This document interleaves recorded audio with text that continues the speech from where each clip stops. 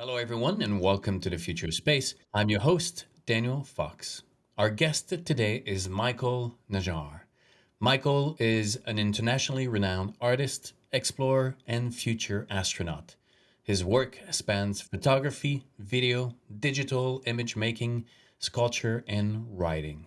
He's known for working closely at the intersection of art, science, and technology, dealing in complex and critical ways with the technological developments that are redefining and drastically changing our world. His series, Outer Space, merges real astronaut training experiences with digitally manipulated landscapes to envision the future of space travel. Michael's work is found in museum, corporate, and private collections worldwide. Michael, welcome to the Future Space. Thank you very much for the kind introduction, Daniel, and thank you for inviting me for that chat with you today. Those words are from your bio. So, I recognize that, yeah. Michael, let's start with your three words that capture the essence of space. Number one is silence. Number two is infinity. Number three is light. Light, silence, and light. Share more. Well, silence, I think, is very clear because there is absolutely no sound in space. There's the movie Gravity, where George Clooney is floating around repairing the International Space Station. And he says that also, what I like most in space is silence. So nobody talks to me and we can't hear anything. So I think that's very typical that's a very important thing that there is no audio in space. And I think people very often forget that.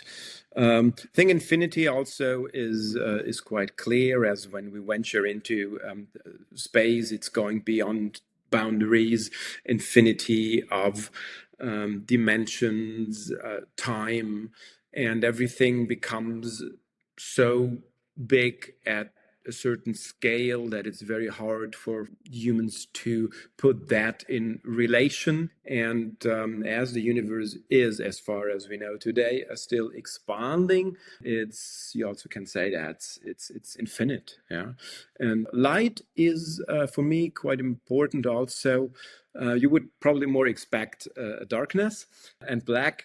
But light also plays a vital and significant role in space exploration. As in my work, also work a lot with the topic of astronomy. And I mean, the light that we get from distant galaxies, distant stars, is an information transmitter.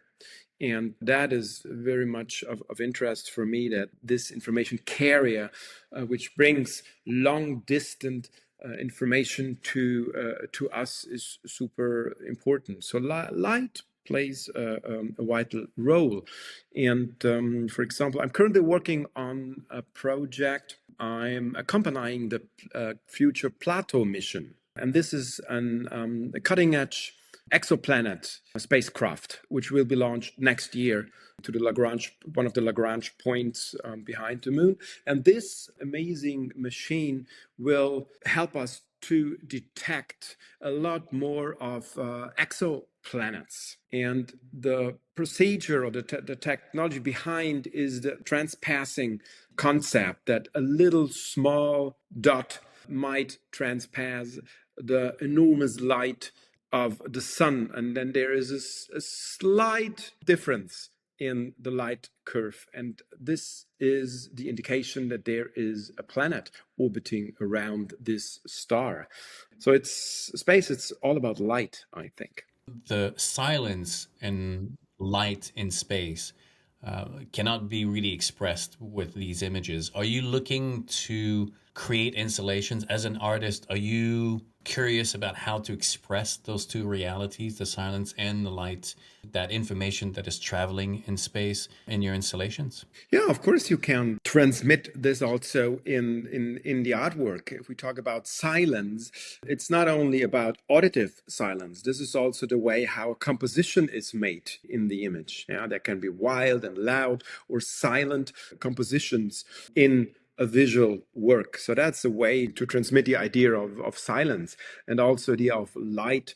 There are different ways and ideas and tools how when you create an image to transport the idea of light. So that is, of course, possible with a photographic image or also with more complex immersive installation, what I'm also doing from time to time. It's amazing to think that now with the James Webb and these new tools, we are capturing this information that's been traveling for billions and billions of years.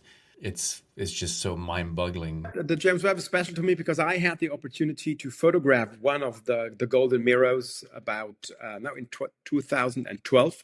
One of my very first artworks from that series was the one of the mirrors from James Webb. And when I photographed it, it was still so much time away from the actual launch. And when that happened, I think 2 years ago now, when Webb launched from French Guiana, of course, that was also a very special moment then to see that instrument now travels into space.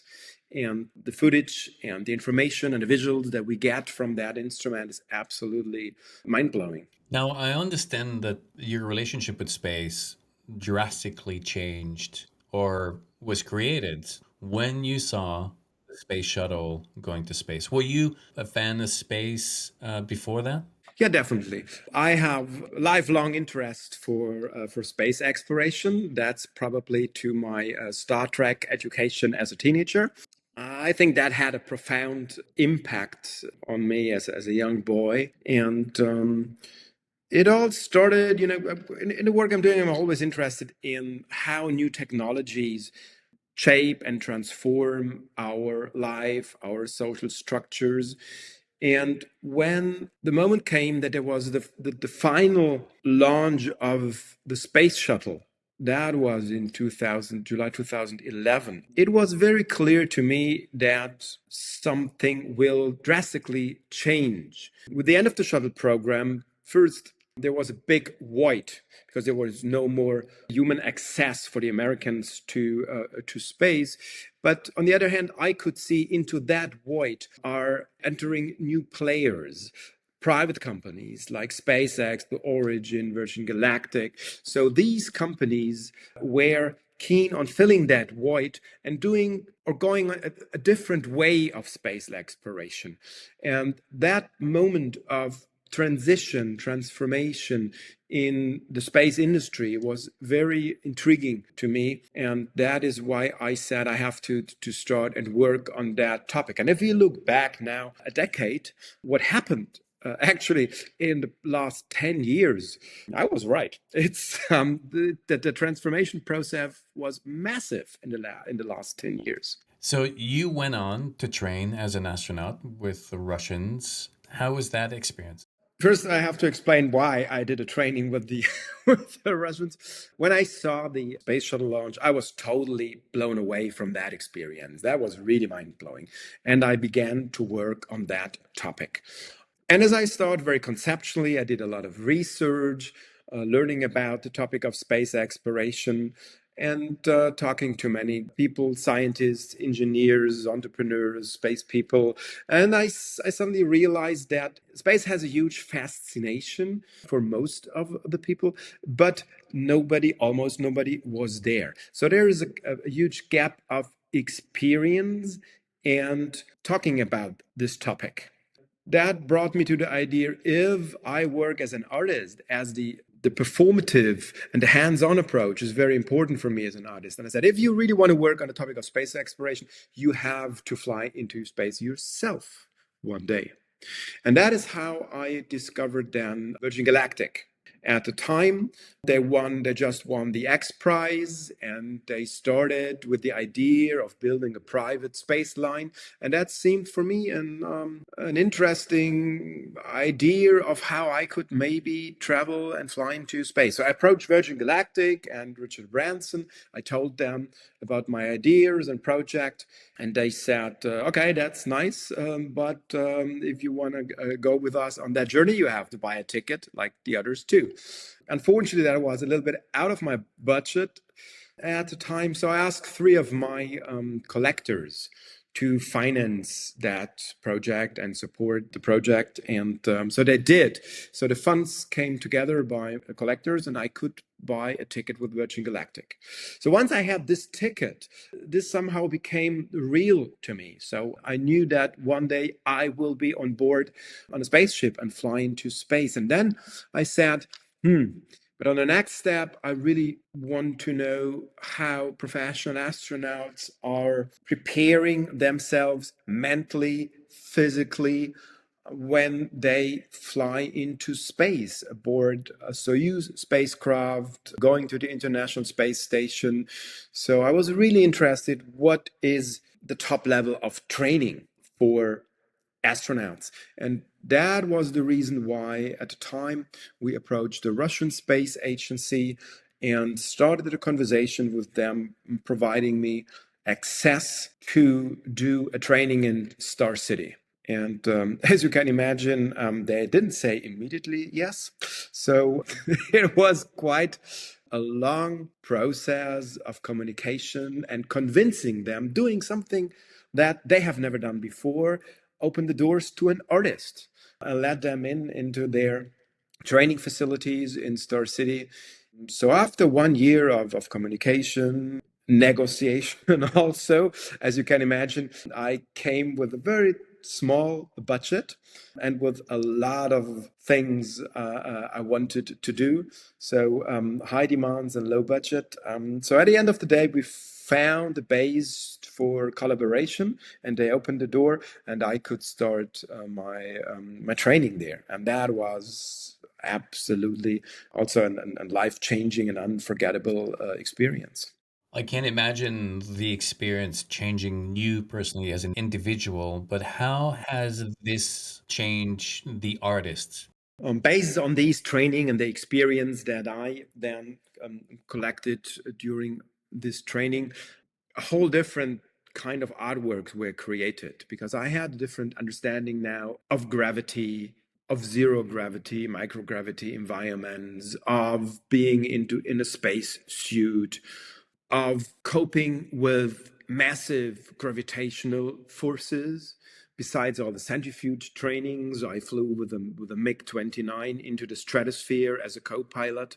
That was definitely the most stressful experience I ever had in my life. And these experiences, like in the MiG, for example, coping with this massive G-forces coming from all sides, losing sense of orientation, flying up into the blackness of the sky, already seeing the curvature of the earth. All this fundamental experience had a huge influence in the creation of the artworks that later then came out of that training. And until today, it's a profound and fundamental base of physical and mental and also intellectual experience that is always underpinning the creation of my artistic work. Quite something, Michael. If I ask you, what is the human story of space? What would be your answer? The human story of space is our innate sense of discovery. Crossing borders, crossing countries, crossing oceans, crossing continents, things that we have done for centuries on our planet. So I think it's a quite logical step then for humanity to go the next step and leave the boundary of our home planet and venture into our solar system. I think that's the fundamental idea behind, for me, the human factor is the innate sense of discovery of unknown worlds. Now, after doing the training and understanding the physicality and the challenges of it, how long do you think before the human species can travel or has a permanent presence beyond what we have right now? As I said, I think we did massive steps towards a larger presence in space in the last decade. With the technology that we have today, the reusable rockets, especially by SpaceX, and the next generation of the Starship, a lot of new things will be possible. Number one is that the costs came down massively. So this is really, I think, the most important factor to accelerate this progress and venturing into space. But with the Starship now, we can see that we have a whole new amount of capacity of bringing payloads, people into space. So I think the next logical and most likely step now is then going back to the moon, maybe and probably with the Artemis mission, and starting to have a presence there, having a little base, a little scientific base, just to be there.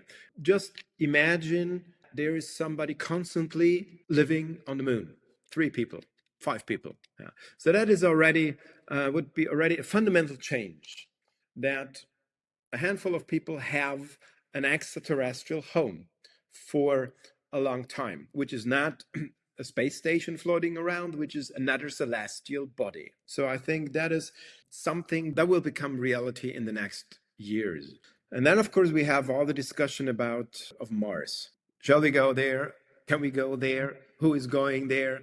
That raises a lot of fundamental questions. Bringing our human civilization to another celestial body and maybe growing another civilization on another planet, of course, raises the question, who is allowed to do that? Is that something that one person can decide?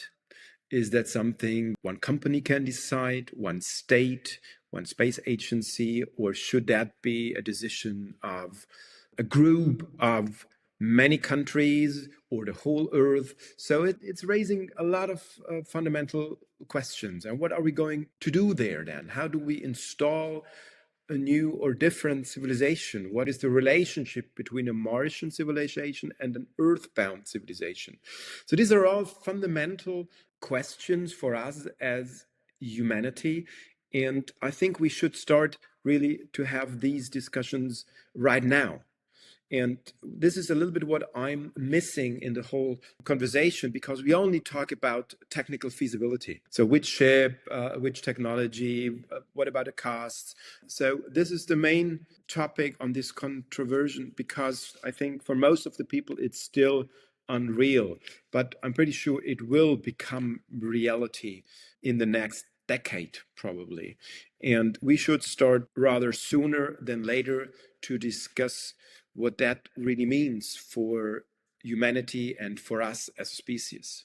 That's actually a great segue into the question that I want to ask you. I wrote this piece on how the importance of art in that conversation. I think that one of the successes of the Renaissance era was the vision of important individuals to reach out to artists to shape that narrative. That period would have been really different had, let's say, the Medici not reach out to architects or sculptures and really created the space, for these individuals to express themselves. What do you think is the role of artist and art in shaping that relationship with these new frontiers, or the conversation about what's the future of our species? Absolutely convinced that artists will and have to play a super important role in that topic. Yeah, it is so important that artists are involved in this process. As you mentioned, the Renaissance epoch, if you look at all the visionary ideas that Leonardo had, all his visionary drawings, technologies that he predicted, this is based on his artistic vision, but also on his scientific knowledge. So Leonardo was a great scientist, and this combination made this incredible lookings into the future possible. And this is what, for example, what I'm doing today. I collaborate very intensively with scientists, engineers, entrepreneurs, technicians to understand what they are doing, what they're developing, and based on these ideas, developing artistic visions of future developments.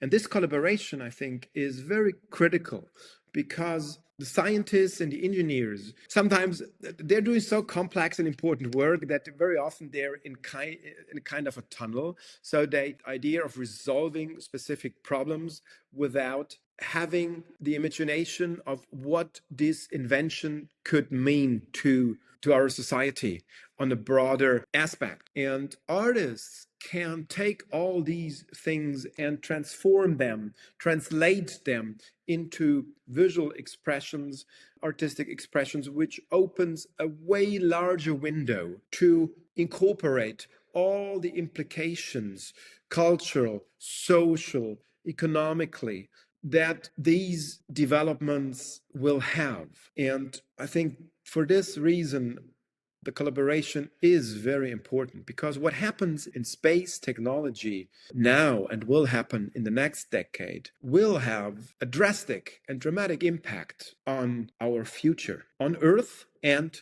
in near Earth orbits and in space. And our society will drastically change under these new technologies. We are all talking now, of course, about the artificial intelligence impact and communication transformation due to all our internet-based processes. But this is, if you combine all this with what we're doing now in space exploration, then there comes the real big, huge leap for humanity. And this is something that should not only be discussed within the space community, and also space becomes a big business. Yeah, so space becomes interesting for a lot of companies now. It's becoming a corporate space and it's becoming an economic field. And that is also why many things are now accelerating so much. There is a lot of money to make in our Earth orbits and on the moon and asteroids and other planets. We're talking about resources. That's an interesting topic. Who is allowed to access and extract the resources on other celestial bodies? So all these things we are discussing geopolitically on Earth now will extend into space and into our solar system. And it is still kind of a legal free zone, because it's still a situation where first come, first takes is valid. Yeah. So that is also something that has to be considered. Let's talk about Starlink, yeah, or all these mega constellations now, which these companies put in Earth orbit. You can see them with the naked eye. At night, you can see their light reflections on the starry night sky. This is a wonderful metaphor for the question, who is allowed to inscribe himself in the night sky? So until now, the night sky was an untouched canvas for everybody on this planet. So everybody had the right to look into an untouched night sky, starry night sky. So now space technology is inscribing itself into the night sky. And that shows a little bit what's happening. There were so many little bits and pieces that I wanted that resonated in my head. One of them, when you mentioned the leap, I wrote this piece on how within the next 50, 75 years, our understanding of the human experience is going to be dramatically changed. That leap that is about to happen, going from single planet to multiplanetary, is so important, right? The technology that is needed to cross that leap will just change everything. In the same way that when life on Earth went from single cell to multi cells, for billions of years, life evolved kind of slow pace, single cell. But that jump from single cell to multi cell just changed everything, and evolution just went on to accelerated mode. And then you had the explosion on Cambrian time. Do you see the presence of human in space? You know, you just mentioned, you talked earlier about Mars, who has the right. Should we change the environment of space? Some will say, well, that's life just expanding. And some others actually see the romantic beauty of the desolate space. Where do you stand in that thought of actually space is begging to be changed to have life? Or do you sit more into, no, there's, we have to be very careful not to impact the desolate aspect of space? That's interesting to think about. I would say we have to make a decision about this at a very early stage. So whether we decide we do that, we go to the moon, we go to Mars, and we start building a settlement there, that means we are impacting the environment. We are bringing astronauts, bacteria, plants, maybe animals. So that is a process of definitely impacting an untouched environment. And I really sometimes I think about the perception that the very first person on stepping on Mars will have. So imagine you enter a new celestial body, a new planet, and there's no single footstep, there's no single element or interference, human interference with an entire planet. Yeah. Compared to planet Earth now, which is completely packed with technology and human beings. The technosphere, so that's every artificial technological object that we ever built and which has a presence on that planet. The techno scientists discovered that the technosphere now on Earth weighs more than the biosphere. So that shows us that the whole planet here is totally covered by layers of layers of layers of human presence. So then somebody comes and steps on another planet and there's nothing, just emptiness and void. This is an amazing starting point, but also, of course, overwhelming, not only for these very first people stepping on Martian soil, but also for us as humanity. What are we doing with this virgin environment? And coming back to your question, of course, that needs a well thought concept before. Who is going there? What are we bringing there? What are we doing there? And how are we interfering into these untouched landscapes and untouched environments? So it all has to be discussed, I think, now before technology is advancing a lot and things will happen. These conversations are going to be extremely complicated. I mean, they're already happening at some level with the moon. Here in the States, we had some First Nations expressing their disapproval of anything on the moon. The moon is sacred for them. There shouldn't be any presence. And it was never really an option or a reality until now, where we're talking about even the sky, right? So many people are saying that now technology is obstructing their relationship with the sky. So who has the right, and how can we benefit from technology that everybody is benefiting right now without obstructing their relationship? I personally, I'm looking forward, looking up to the sky and seeing lights on the moon. Yeah, that's an interesting. Yeah, somebody turns on the light at home on the moon. Yeah, yeah, yeah. It's because right now, I mean, we do have a space station in orbit, but unless you have a telescope or unless you know exactly, you can't see it. But looking up to the moon and seeing our presence over there will be a reminder of how far we've come and where we are on the moon. And who's going to be doing the first art installation on the moon? Is there imagining like a light installation on the moon that just beams back and where you can look up? Who's going to be doing the first art project in space? I don't know if you ever saw the short. It's called Zimmer Blue. It was on Netflix on a show called Love, Death, and Robots. It's the journey of this artist whose craft evolves as we explore space, right? His canvas becomes, the asteroid. He goes into this blue period where he starts painting asteroids, these little rocks, and then it creates this installation. I'm looking forward to see how artists are going to be using now this new medium, this new opportunity. Is that something that you think about when you look up to the space about all these new opportunities for art to be manifested? Yeah, of course. I think what can we do as artists on another celestial body? Of course, yeah. That's it. And not just sending something up and then it lays there in the dust.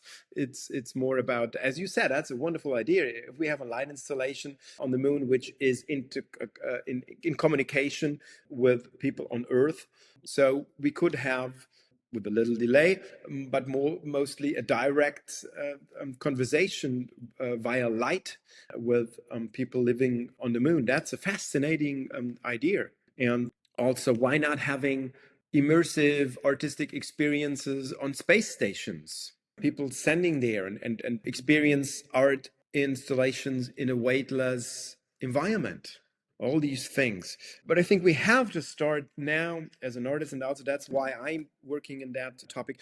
We need to bring the fascination, what you have, what I have, what we all in the space community have for space exploration. We need to bring that fascination to a broader audience, because we always think that everybody is so much enthusiastic about space exploration, but that's not the fact. Yeah. So we all know the argument, why should we go to space? What should we do there? Why is it so expensive? And why are we wasting the money in space instead of spending it for more important project on the planet, resolving other problems? And this is, for me, a very narrow-minded argumentation, because we need to understand that we have to extend our human presence and our human existence from a purely earthbound to a space-bound existence. And that's quite natural because we are already in space. Yeah. So we always have these two extremes with we say we are on Earth and there is space. So, but that's not what is the reality. The reality is that our planet is floating in space. Yeah. So we are already orbiting in space and we are part of this larger environment. And jumping from one celestial body to another one is a logical process. One of the things I often say, if life's drive is to connect on the planet, if you look at evolution, then it wants to connect on the universal, on the cosmos level. And what we know of right now is there's only one species in the history of Earth that now will have the capacity to take life and have it connect and beyond. So not only there's it's natural, now we have a duty to continue those connections and to expand that life beyond this planet. Because it would be a waste of investment for life for billions of years to develop in complexity only to be limited on this tiny speck in the entire universe, because ultimately, all of this will be destroyed in a couple more billion years. The sun will explode, implode, and then the planet will disappear. And if we haven't realized how to go beyond the planet, then everything will just be destroyed. So we have a responsibility. You're absolutely right. One big argument why we should do this is because we are able to do this now. We were not able to do this 100 years ago, and who knows if we will be able to do that in 100 years. Because as we can see now, life and social structures, political structures, technological structures can change drastically and very quickly. We are now facing a massive transformation process in a lot of aspects. And who tells us that things will always go up in the human development? Maybe the curve also one day goes down. So we are talking about self destruction, wars, geopolitical stress, asteroid impacts, climate disasters. That is probably the most likely, the most real danger that we are facing. The effects of climate change will be so drastically and dramatically to our planet. And unfortunately, we are not doing anything to prevent this scenario. That also might lead to a total different society and civilization of that planet, which really then has no more abilities or wish to venture into the solar system and to explore our moons and planets. So this curiosity could be also destroyed by other events on our planet. So now it's a time where we can do it and we should do it. And talking about these disasters, which are also possible, what I also like a lot is the idea of having an archive of humanity on another celestial body. Because we can't really say that this planet and our species will survive the next 1, 2, 300 years. And as far as we know, we are unique in this cosmos, but maybe not. And if we destroy this planet entirely, it would be at least important to have an archive of humanity on another planet or moon, which then tells our story. I mean, these local events of destructions have existed on the planet forever. These societies that have come and gone, but ultimately the fact that we can move on this planet from a very far perspective, the human story has been evolving and growing while local cultures, some of them have disappeared and now we learn about them. So one question from my perspective, having spent a lot of time in nature, you realize this destruction, this point of stress into an environment is built within the foundation of evolution. Every single species will bring their environment to a point of stress until they have to figure out how to go beyond. If you put a fungi on one table, it will consume everything until it gets to the end, and then it has to figure out all these different strategies to move and to go beyond. North America was a solution to a broken Europe. They had cut every single tree. They had no more resources, hygienes and wars, which created the incentive for people to go and push the boundaries. And you can see the same thing happening right now on Earth. The fact that we are in this situation where things have to change creates two incentives. One is to reassess what works, what doesn't work, and then the other is pushing people like Elon Musk and Bezos and others to put a lot of investment into making space that next reality. I look at how these situations are always extremely challenging because of the transformation, but also they're a necessity, they're an unfortunate necessity into that process of transformation because it creates that incentive to go beyond. You mentioned one important thing in your argumentation now. This process of transformation very often is driven by single personalities. So it's not something that a governmental structure decides. Very often, these advancements are driven by single persons, and we can see that with these guys now, yeah, with Musk and Bezos and all the others. We wouldn't have made these advancements without their personal vision and their personal will to take risks and to bring things forward and to change specific structures. So that means if these people are gone, who tells us that other will be there to do this? So that is why it's at the moment it's a specific energetic field driven by these people to bring us forward as a spacefaring nation. Similar to the 1900s, where you had Edison and Tesla and the Wright brothers trying to power the world and take the sky, and people thought it was the most ridiculous idea until they created an entire new world.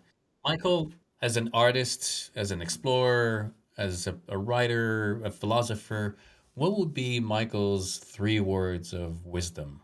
Wisdom number one is really that we make a turnaround in our relationship to nature and to our planet. So the second word is exploration.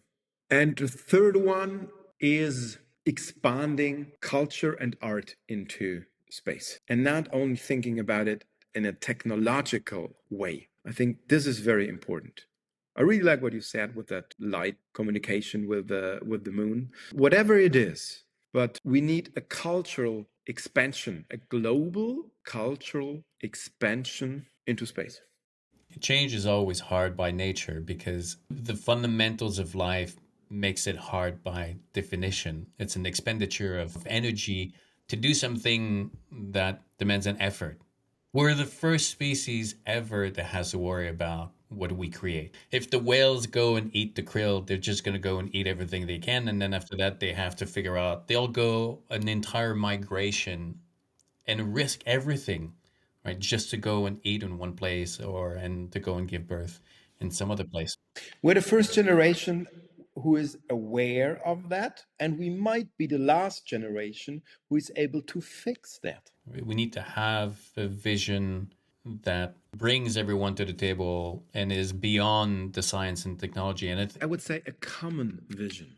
That is even more important because, as we can see now, this kind of space race restarts again nationally driven. So the Chinese are having their program, they're ambitious. Then the Americans are want to be faster than the Chinese. India is coming. Europe needs its access to space. So it's all about competition. And the competition at the end of the day is politically or economically driven. But we don't have a cultural vision for that. Michael, it's been a real pleasure. I know that you have, just briefly, you have a big exhibition coming up in Munich, correct? We have a fantastic exhibition opening in Munich on the 10th of April. The exhibition is called Civilization, and it brings together more than, I think, 100, 120 artists with artworks which are dedicated to our human progress, civilian progress over the past 200 years. And that's very interesting. So, what happened the past 200 years? How have we developed as a society? What have we reached? What have we done? What have we destroyed? Which problems are we facing? And where are we going to? And the exhibition is divided in specific chapters. And of course, there's a chapter about the future. Where are we going to? In this chapter, my artworks are shown. And then space exploration, of course, is a very important topic. And this is a traveling exhibition which goes around the world for many years now, from one major museum to the next. We started in 2016, 17 in Seoul, in Korea. Now it comes to Munich after 7 or 8 stoppings in different countries and museums. And it's getting more and more important because the world is no longer the same like 10 years ago. And we are facing all these dramatic technological, political, cultural changes now. And we are in a very insecure situation. A lot of stabilities have gone. And we are looking for visions, answers of where are we going to. And if we want to know where we are going to, we need to look into the past and see where are we coming from. And this exhibition is doing exactly this. It shows us where are we coming from, where are we now, and where are we going to. This is really an amazing show, which is entitled Civilization, the Way We Live Now. Michael, it's been an absolute pleasure. Thank you so much for enlightening us with your wisdom and your vision. And I look forward for a path to cross in person. Thank you so much. Thank you so much for providing this kind of platform for an intellectual exchange. I think this is really super important, where we can exchange our ideas and thoughts and dig a little bit deeper.